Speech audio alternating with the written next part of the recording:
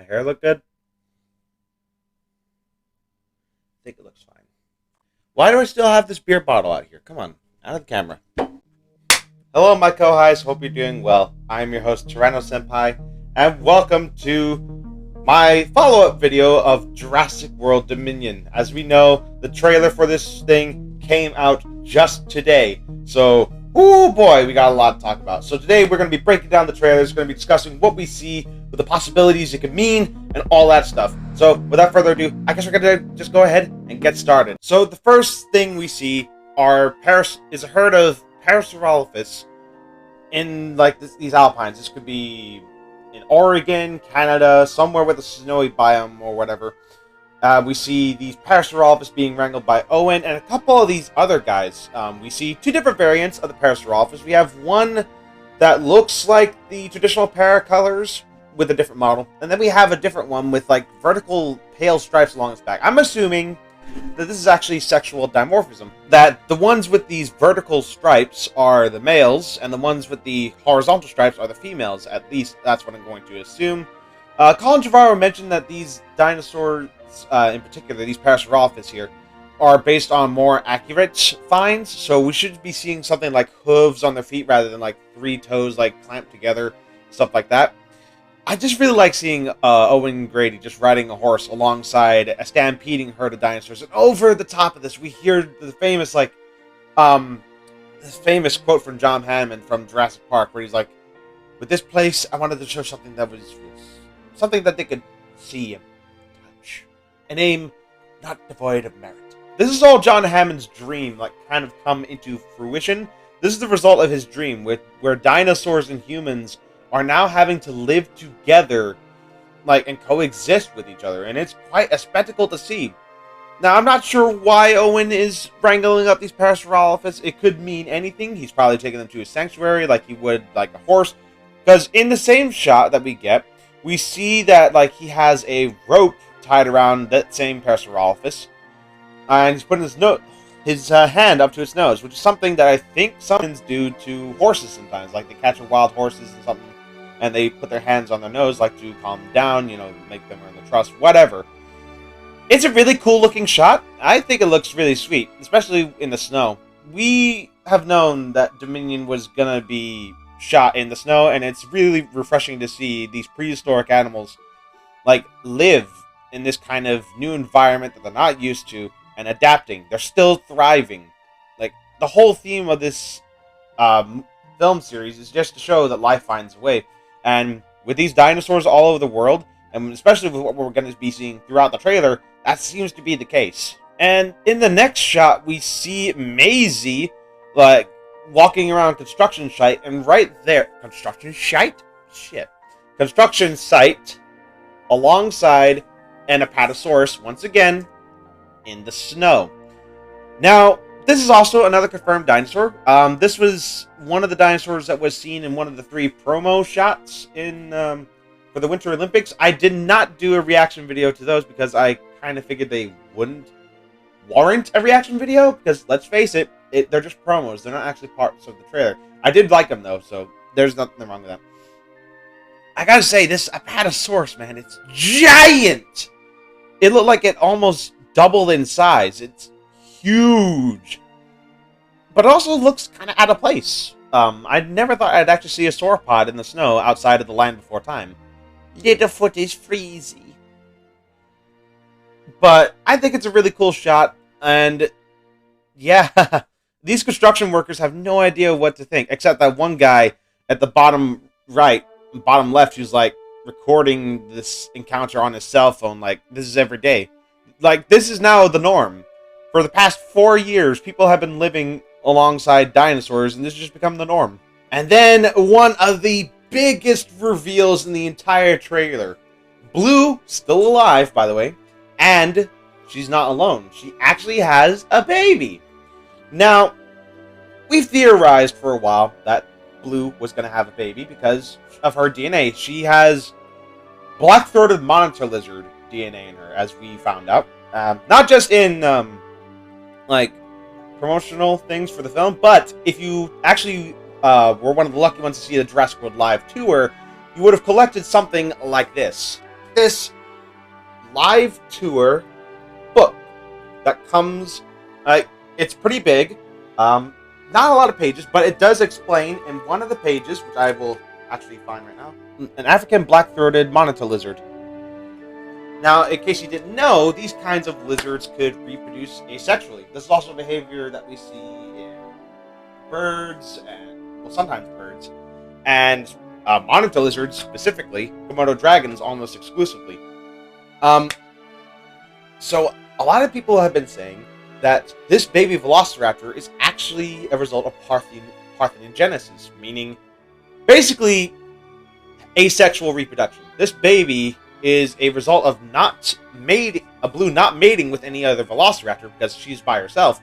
This is actually her baby that she cloned herself, which is, again, the whole driving force of Jurassic Park's theme, which is life will find a way.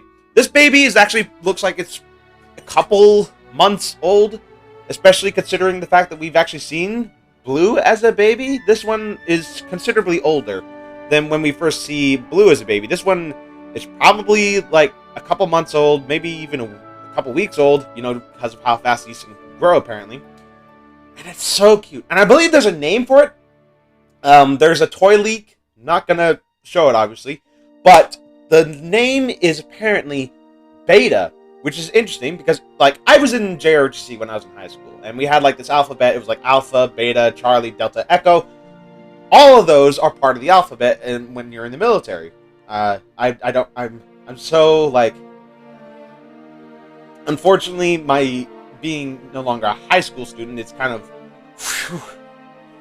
But Blue is actually supposed to be Beta because Beta is part of the alphabet and not Blue. However, this new baby velociraptor is potentially going to be the one called Beta, which I guess makes sense instead of people calling her Baby Blue, because we already had Baby Blue. So we see the two of them running, hunting, teaching the valuable lessons of survival. Oh my god, they are so adorable. And I really love that slow-mo shot at the end, where it's kind of blurry and stuff. Those are some really epic shots, and I love them when they're running in the snow and all that. And oh wow. And then of course we have, I think, one of my favorite Universal logos, and that's when it's all encased in amber. Ah, wow.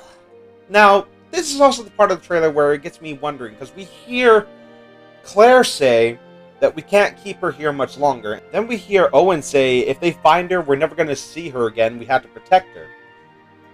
I don't think they're talking about Blue. I think they're actually talking about Beta, the baby velociraptor here. Because, well, she's Blue's child.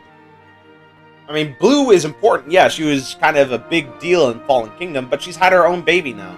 And now that she's reproducing on her own, that's kind of a big deal. I mean, a dinosaur that just had her own baby without a mate and without, any knowledge of this ever, happening before, that's kind of a big deal. So obviously they're gonna want to capture her and send her away and do whatever kind of experiments they're gonna do to a dinosaur, basically. And, of course, this shot kind of feels like it's the end of the film where they're actually being reunited. Maybe that's the case. I'm not entirely sure. We'll have to find out when the film comes out. But I think that this is basically the ending of the film, potentially. But I think it's really cute. I love the baby velociraptor, and I love that Blue is showing her softer side. It's just so cute. And the next shot we see is a Mosasaurus attacking this fish trawler or fishing vessel, or whatever it is. It kind of reminds me of Deadliest Catch in a way, because my grandmother is obsessed with that nonsense. And it shows the Mosasaurus clamping down on a crab cage and dragging the whole frickin' ship down like it's fucking that one scene from Godzilla vs. Kong where Godzilla flips the boat over and Kong's being dragged under. Oh god, it looks so sweet. This is obviously a big deal because you're in the middle of the ocean, there's no piece of land whatsoever, and there's always the potential risk that you're going to be found by the Mosasaurus. You pull up your crab trap, bam, Mosasaurus comes gets you. Your ship, just like this one, pretty much sunk. I don't think there's going to be any survivors from this encounter. If there is, good God, they should consider themselves lucky. They got quite a fishtail for them to talk about. my question is, how are they going to deal with this? Now that there's the everyday threat that somewhere in the ocean, the Mosasaurus could be lying in wait. Now, this is actually, I think, the only shot we see Rexy in. Because, well, I don't see her anywhere else. This is actually a shot from the prologue. Finally said it right. And it does make me kind of worried that this might be the few instances we see the T-Rex, or she's going to be like having a limited role like she did in Jurassic World, which is where she comes at the end to kill the Indominus Rex.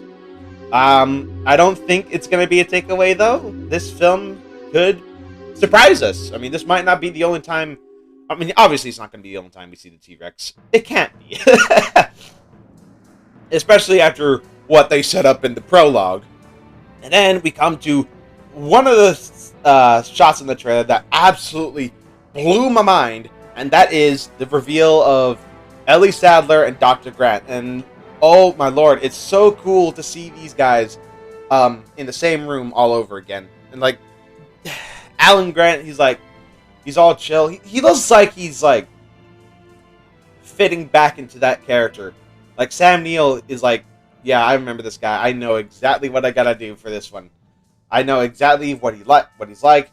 I know his routine. I know everything. And he's just like back at it, like it's second nature. It's just so good. And he's ready to talk to like Ellie, like they're old friends, you know, like they would, you know, normally, like when you're meeting an old colleague and things like that. It's lovely interaction.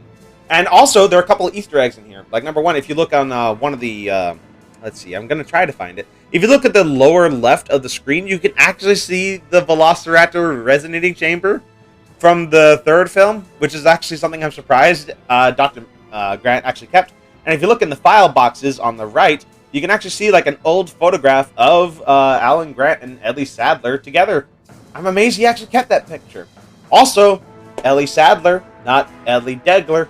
So whatever happened between Ellie and Mark probably didn't last very long. It probably lasted for that one film. So, Grant, I think Ellie's single and ready to mingle, hopefully.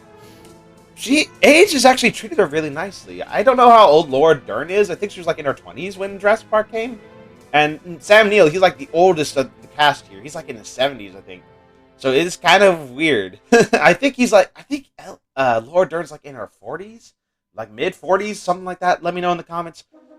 But, it's so great to finally see the dynamic duo come back. I'm so happy. And obviously, there's something going on between the two of them. Because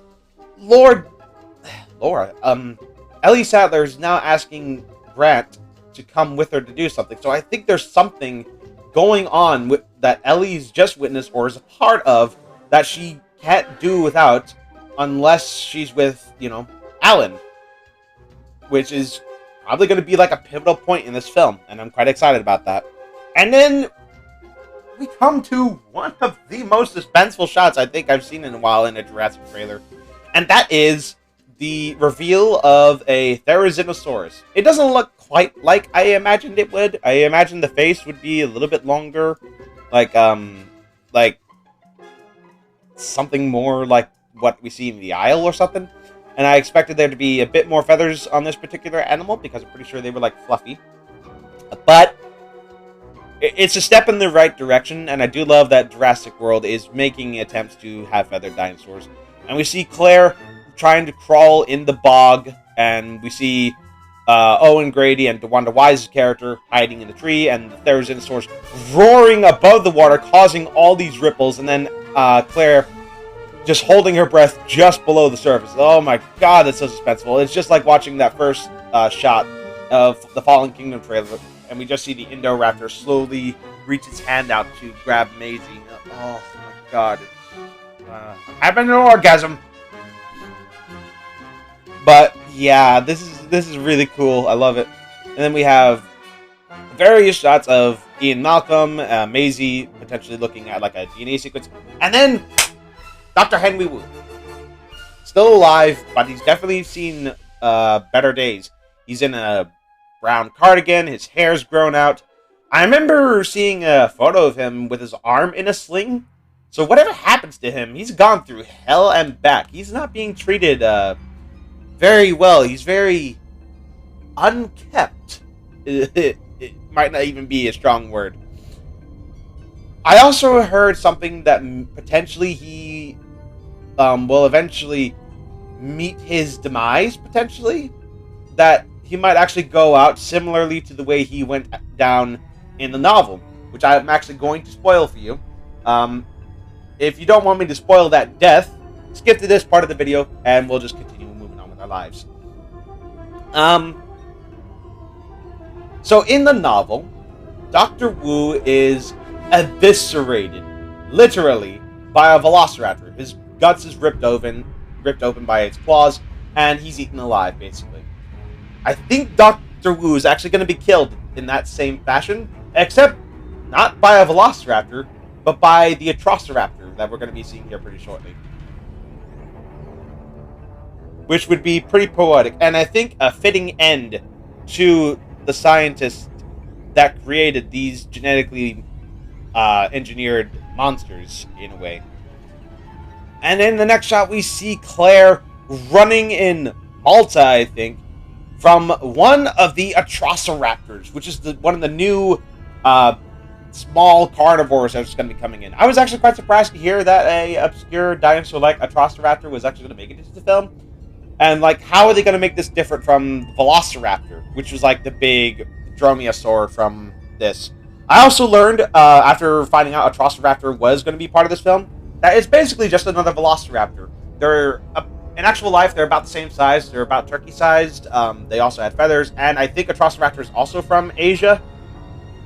Correct me if I'm wrong in the comments, though, or I'm probably going to correct myself in editing. They're basically the same. Otherwise, I think it's a cool addition. I also just love how these Atrociraptors have colors that resemble the tiger stripe raptors from The Lost World, and then the female raptors from Jurassic Park 3, which is a nice callback to those films, and I'm quite happy about that. It's pandering to me! Although, will admit, though, I was kind of hoping these would be Utah raptors. Because of the way their skulls were shaped, and because of, like, you know, how big they were. And considering how bulky they were, too, because I don't think Atrociraptor in actual life was actually this bulky. Anyway, we then move on to this strange kind of facility with these very futuristic helicopters, by the way, and Alan Grant looking over from the helicopter he's in, or plane, wherever. It looks like a biodome. I think this might be like something they attempted in The Lost World Jurassic Park, where it was like Jurassic Park San Diego, and there's like this huge arena. Only this is a much grander scale. I think this might actually be like a sanctuary, or maybe this is the because we know Biosyn is coming in this film. I think this might actually be a Biosyn facility where they're housing dinosaurs or recreating them. Kind of like something Manticore did in Cat Cretaceous, where they just captured dinosaurs from Isla Sorna. Maybe they're not capturing them from the wild world. Or maybe they're creating their own. Or maybe it's a mixture of both. And we just don't know yet. We'll find out. I also like how there's like a little giant... I say little, but it's a giant river just feeding into this giant facility. It kind of reminds me of the Kong research facility from Godzilla vs. Kong. Maybe it wasn't this big in that film, but we can see mountains, we can see forests. It's a beautiful shot. I love it. Love it to bits.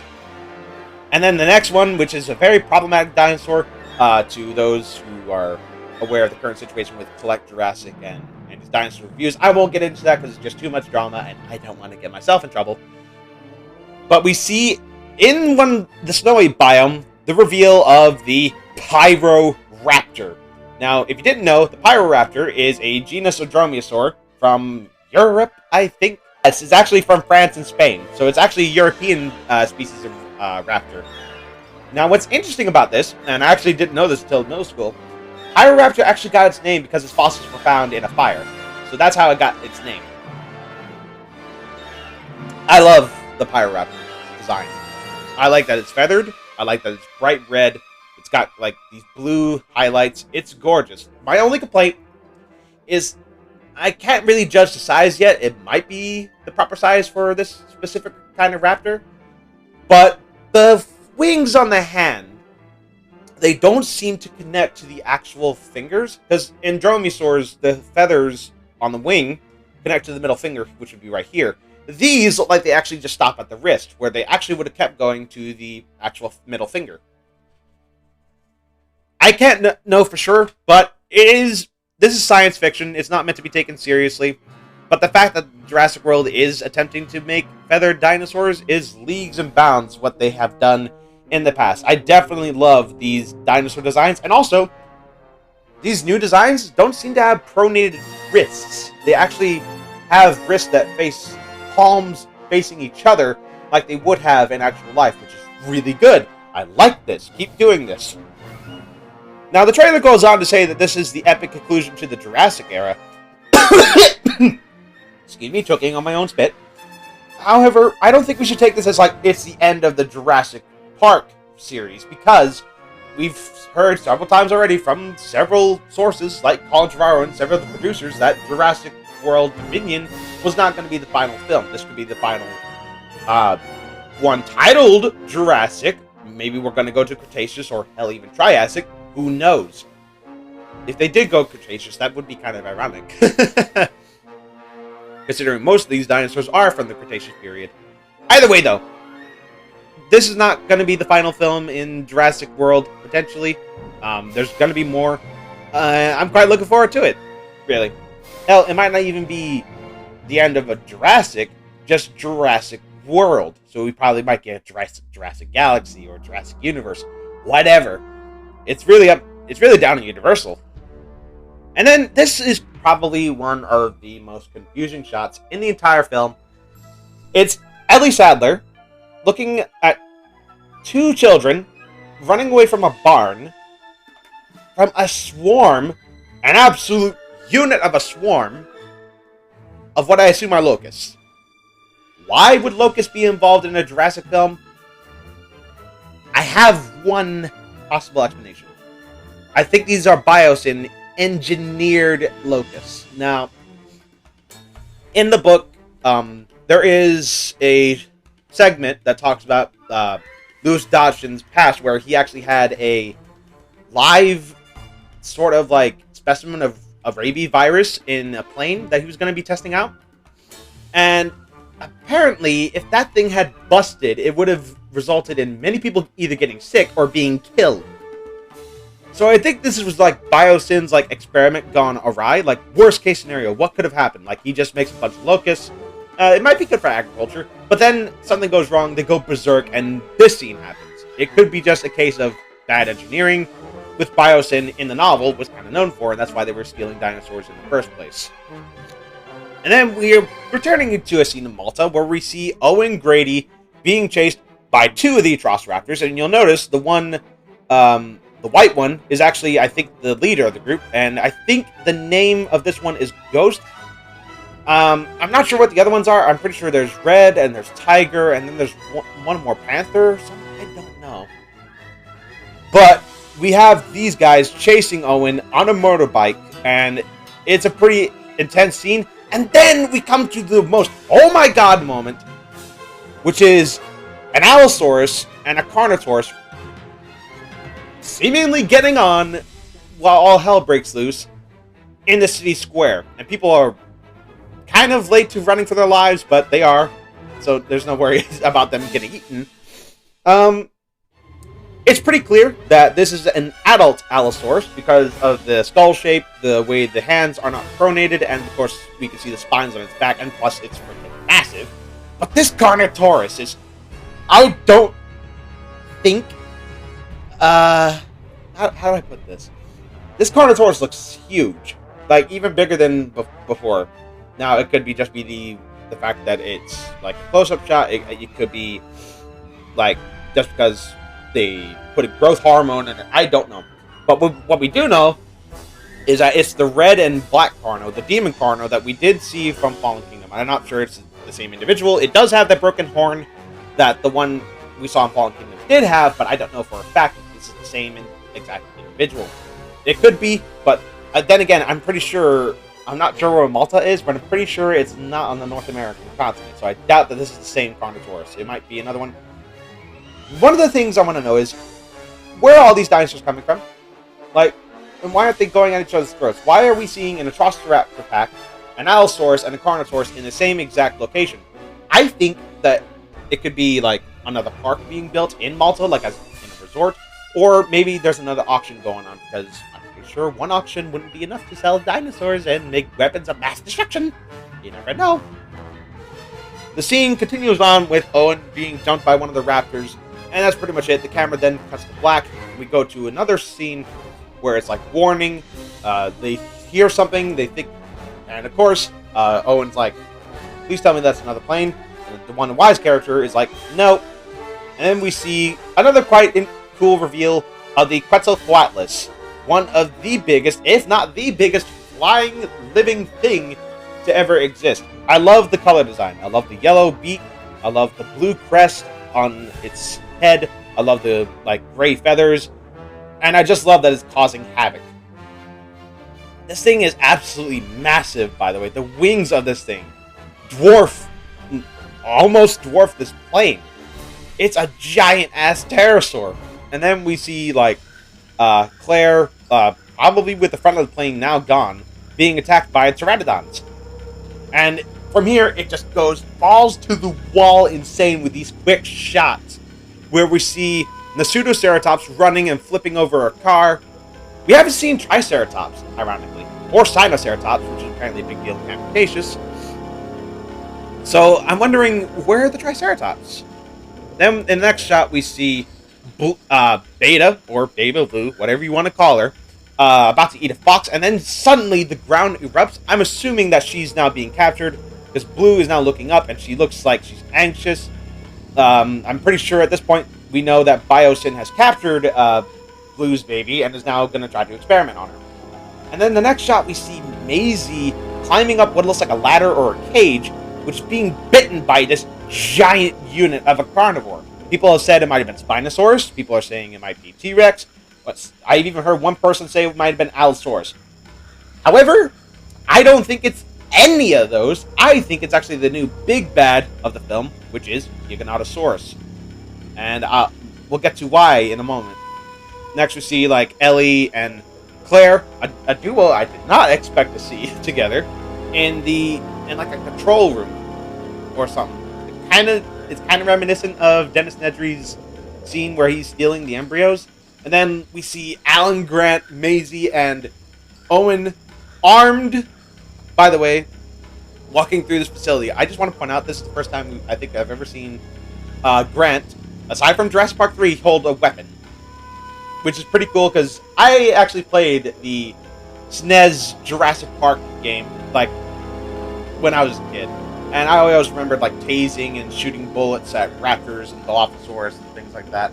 Never got to the T-Rex, though. But seeing Grant, I'm not sure what he's holding. It's either a pipe or a wrench, but it's pretty cool. I love this. I love seeing that. And then one of the biggest reveals, of course, is the return of the Dilophosaurus. And this time, it is in the form of a practical effect rather than a CGI. I gotta say, it looks kind of intimidating. Like, the profile shot of this thing in Claire's face, it gives me, like, a horror vibe. Like, this is fucking scary. Like, she's screaming in that thing's face, and it's about to bite her head off. It's like, oh, this is creepy looking. Now, it kind of gives me, like, Dark Crystal sort of vibes, the way this practical effect looks. It looks like something I'd see from Dark Crystal. Not a big fan of that movie, but the practical effects were pretty good. This Dilophosaurus, man, it looks fucking scary, and I'm also quite happy to say that this is a joyous occasion for all Jurassic fans, because we have not seen the spitter since Jurassic Park. We saw the hologram in Jurassic World. We saw the taxidermed specimen in Lockwood's Manor, and then we saw, well, we didn't see, but we heard in the beginning of Fallen Kingdom, hooting. This has all been leading up to this one moment right here, where we see the actual Dilophosaurus right here. And I think, based on how close this thing is to Claire's face, and the fact that it is actually looking her in the frickin' eye, I think this might actually be an adult. Because I think the one in Jurassic Park was a juvenile. This one is looking at her at the face, and its head is huge. It's like this big of a head. I think we're looking at an adult Dilophosaurus this time around, because this thing looks much bigger than before. Now it's time for the final reveal, which is where Dr. Grant and Owen Grady, all the characters are there together, and those two are saying, "Don't move," which is like an iconic line if you remember Jurassic Park, The Lost World, and of course Jurassic Park 3, where we then see a Giganotosaurus reappear like from the fog. The forest is on fire, and we hear like Ian give like a kind of funny quip about the Giga being like, "Why did they always have to go bigger?" It's kind of a funny line to say. And then we see the Giga's foot come down. This is the new big bad of the film, and of course it is going to have a major role in the film. Now, the reason why I said that the Giga was the one that bit the cage was because if we look, in the background we see an overturned car behind the characters, and if we look even further back, we can see the forest is on fire. So I think because of this lighting, that we're going to be seeing the Giga attack Maisie in some capacity. Now, this is where it gets interesting, because in the prologue, we see the T-Rex and the Giga fight. I think that was kind of setting up for a grudge match between both this Rexy, whose ancestor was killed by a Giga, and this Giga specifically. I think this might actually be the descendant of the Giga that killed Rexy. So, I think this is going to lead up to a grudge match. This is like nearing the final act of the film, where the Giga is coming out, and I think it's going to attack these guys, these big characters in the Jurassic series. And then out of nowhere, Rexy's going to come in, fight, and potentially win, because I don't think they're going to get away with killing Rexy a second time. But anyway, you guys, that is it. Jurassic World Dominion comes out in theaters June 10th this year, and I'm quite excited for it. But let me know what you guys think in the comments down below. Let me know your theories, your thoughts. Did you enjoy the trailer? Are you excited? Let me know what you think. But anyway, guys, this is where I'm going to wrap up the video. If you enjoyed it, leave a like, subscribe today, hit that notification bell so you don't miss anything new. Link to the Discord in the description down below, as well as the trailer in case you haven't watched it yet. And until next time, this is Tyrannosenpai signing off. Alrighty then, take care now. Bye-bye then.